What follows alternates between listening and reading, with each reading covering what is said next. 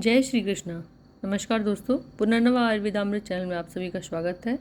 आज मैं आप सभी को बताने वाली हूँ रसायन अध्याय का चतुर्थ पाद, आयुर्वेद समुत्थानीय रसायन पाद। ठीक है, ट्रिक आप सभी को पता ही है।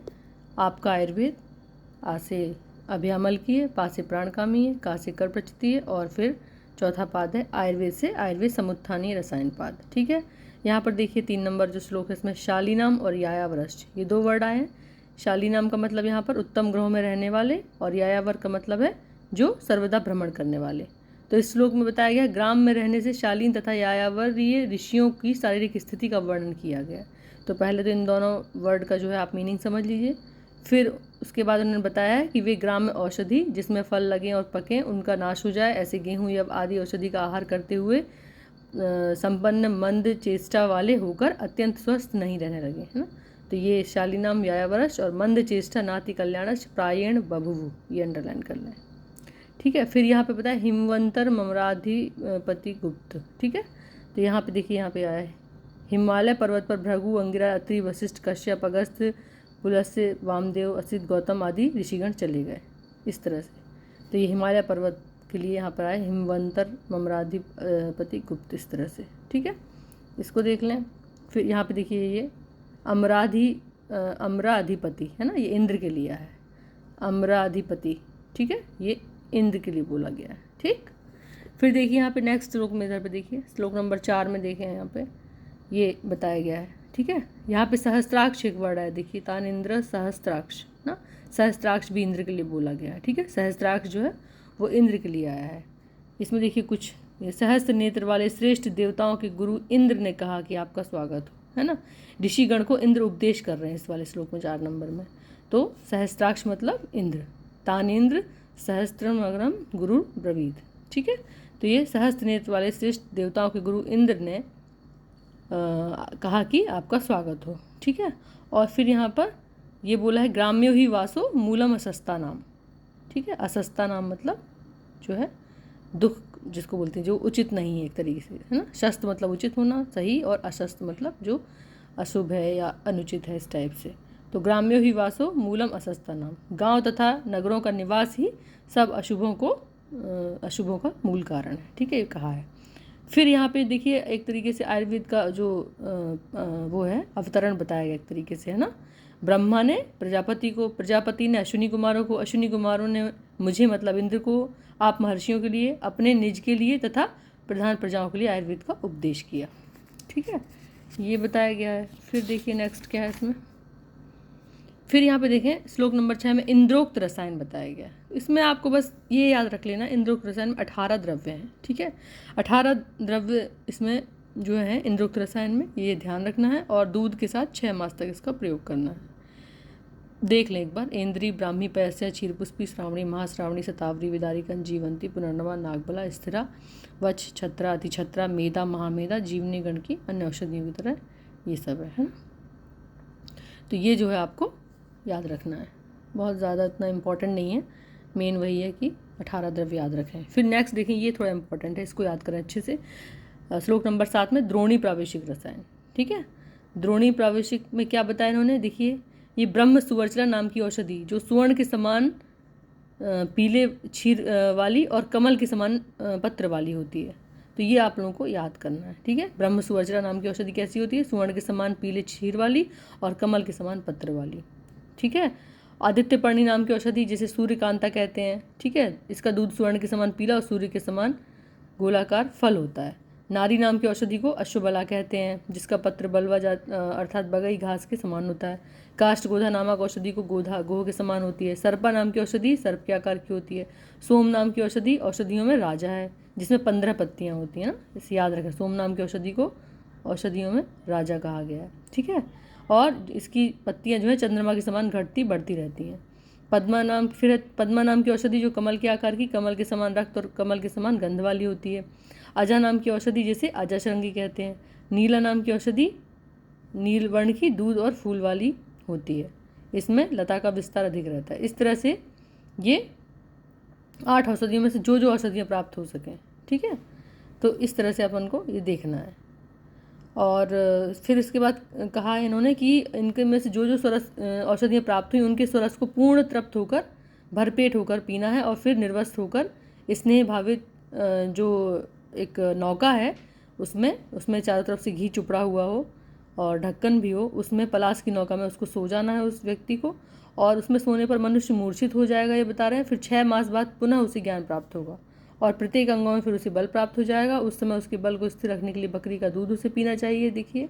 और 6 महीने बाद उस मनुष्य का वय, वर्ण, स्वर, आकृति, बल और प्रभा देवताओं के समान हो जाती है। इसके बाद संपूर्ण शास्त्र से ज्ञात हो जाते हैं, ठीक है। इस तरह से उसकी जो है फलश्रुति बताई गई है। 4000 कोष तक जो है चलने में वह समर्थ हो जाता है और उपद्रवों से रहित उसे 10,000 वर्ष की आयु प्राप्त हो जाती है। तो ये आपको याद रखना है। फिर इसमें यहाँ पे एक चीज़ इन्होंने बताई है, देखिए इसके विमर्श में लिखा हुआ है, ये इसका विमर्श ही है। इसमें लिखा है सोम से आजकल एफेड्रा वल्गैरिस लेते हैं, ठीक है। तो ये अंडरलाइन कर लें, याद कर लें, सोम से एफेड्रा वल्गैरिस, ठीक है।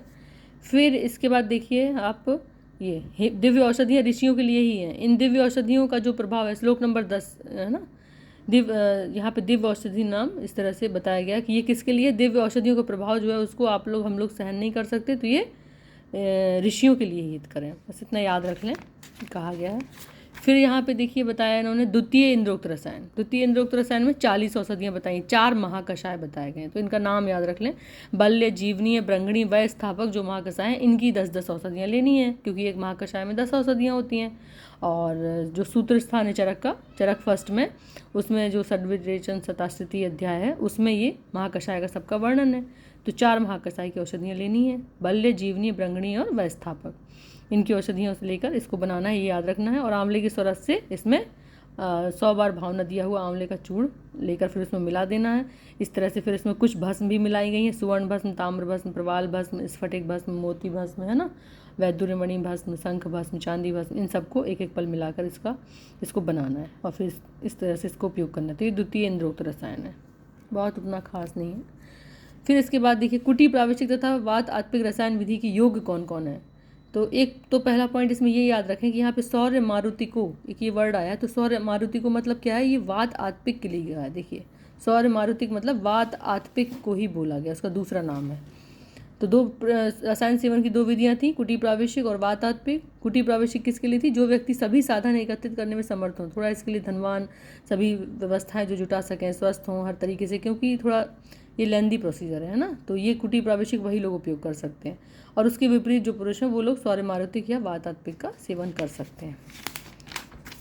इसके बाद देखिए यहाँ पर एक और कि दोनों में श्रेष्ठ कौन सी है, तो पहली विधि श्रेष्ठतर है, मतलब कि कुटी प्रावेशिक, लेकिन बहुत कठिन भी है ना, लिखा है इसमें देखिए, श्रेष्ठतर पूर्व और सुदुष्कर। सुदुष्कर मतलब कठिन भी है, क्योंकि प्रत्येक व्यक्ति के लिए वह साध्य नहीं है।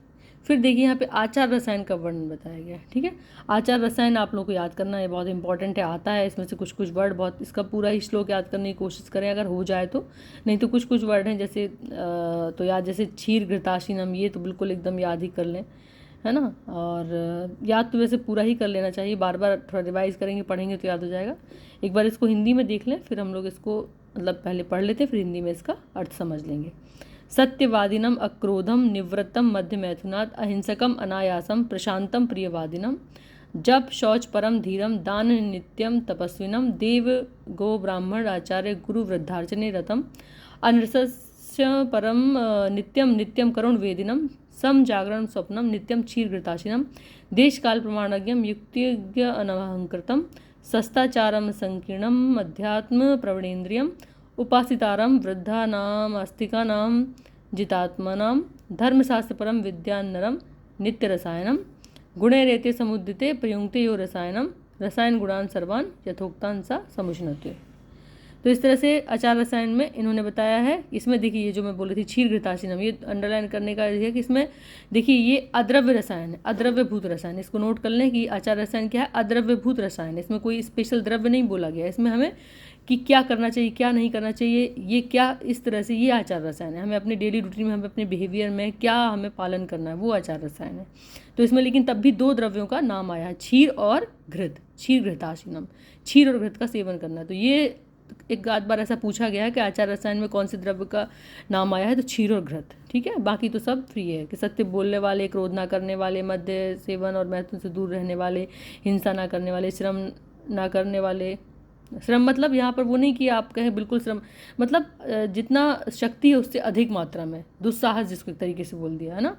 श्रम मतलब श्रम ना करने वाले जैसे, है ना। तो श्रम एक्सरसाइज हमको करना है, श्रम करना है, तो श्रम ना करने वालों को जैसे ये कहा है कि उनके लिए, है ना, शांत, है ना। और मतलब इसका मतलब समझ गए ना, श्रम ना करने वाले दो तरीके से, जैसे एक हो गया कि आवश्यकता से अधिक दुस्साहस वाला, तो उसको ऐसा तो नहीं कि दुस्साहस कर रहे हैं, आवश्यकता से अधिक श्रम कर रहे हैं, तो वो है ना उसके लिए। और एक है कि डेली रूटीन में हमें जितना आवश्यकता अपना बलार्ध शक्ति से आधा व्यायाम करना है, तो एक वो हो गया व्यायाम।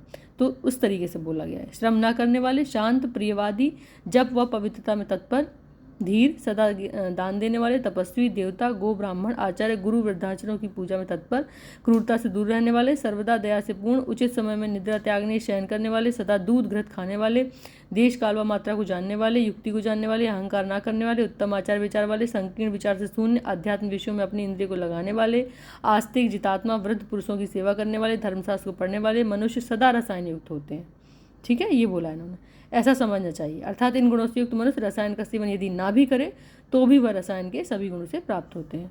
और इन गुणों से युक्त होकर जो व्यक्ति रसायन का सेवन करता है तो उसे सभी रसायन गुणों के उचित रूप में जो ऊपर बताया गया है वो सब गुणों को प्राप्त करता है। फिर यहाँ पे देखिए क्या बताया है, यहाँ पे विमर्श में एक चीज़ देखें आप लोग। सुश्रुत ने 7 तरह के पुरुषों के लिए रसायन का सेवन निषेध बताया है। सप्त पुरुषा रसायनम न उपयुंजीरन तद, अनात्मवान, आलस्य वाले, दरिद्र, प्रमादी, व्यसनी, पापकृत, भेषज अपमानी, है ना, औषधि का अपमान करने वाले, भेषज अपमानी, इनको रसायन का सेवन नहीं करना है, सुश्रुत ने बताया, ना कराएं, ठीक है। फिर इसके लिए उन्होंने बताया कि यहाँ पे देखिए वैद्यों की पूजा अश्विनी कुमारों की तरह करें। प्राणाचार्य की पूजा अपनी शक्ति के अनुसार करनी चाहिए, जिस प्रकार देवराज इंद्र ने अश्विनी कुमार की पूजा की। देवताओं के वैद्य कौन थे? अश्विनी कुमार। तो इस तरह प्राणाचार्य की पूजा अश्विनी कुमारों की तरह करने के लिए बताया है। इसमें श्लोक नंबर कौन सा है? 40 में। फिर देखिए आप लोग यहाँ पर देखें, अश्विनी कुमारों के सफल कार्यों की गणना और प्रशंसा बताई है। तो ये पूरा पढ़ लें और याद कर लें ना, ये भी क्वेश्चन कभी कभी आते हैं इसमें से। देवताओं के वैद्य अश्विनी कुमारों ने क्या किया?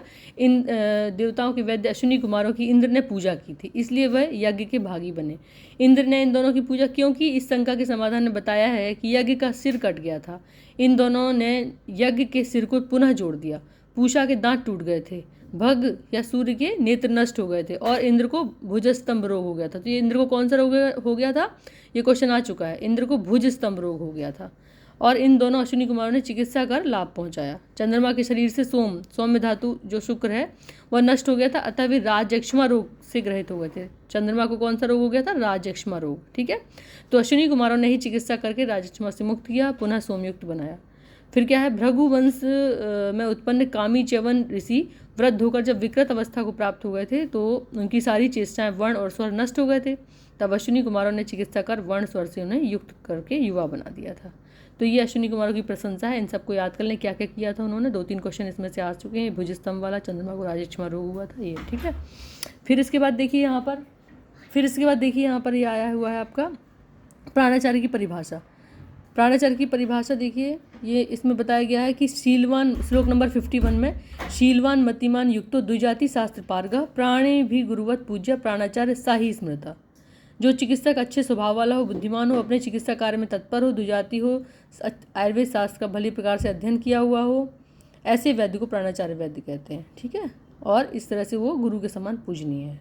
ये आप लोग याद कर लें, है ना। ये श्लोक बहुत इंपॉर्टेंट है। 51, शीलवान मतिमान युक्तो द्विजाति शास्त्र पारगा प्राणी भी गुरुवत पूज्य प्राणाचार्य साही स्मृता। तो प्राणाचार्य, ये रेफरेंस भी आता है कि प्राणाचार्य की परिभाषा चरक संहिता के उत्तरार्ध या चिकित्सा स्थान के आयुर्वेद समुत्थानी अध्याय में प्राणाचार्य की परिभाषा का वर्णन है। तो ये रेफरेंस भी याद रखें और डेफिनेशन भी याद रखें।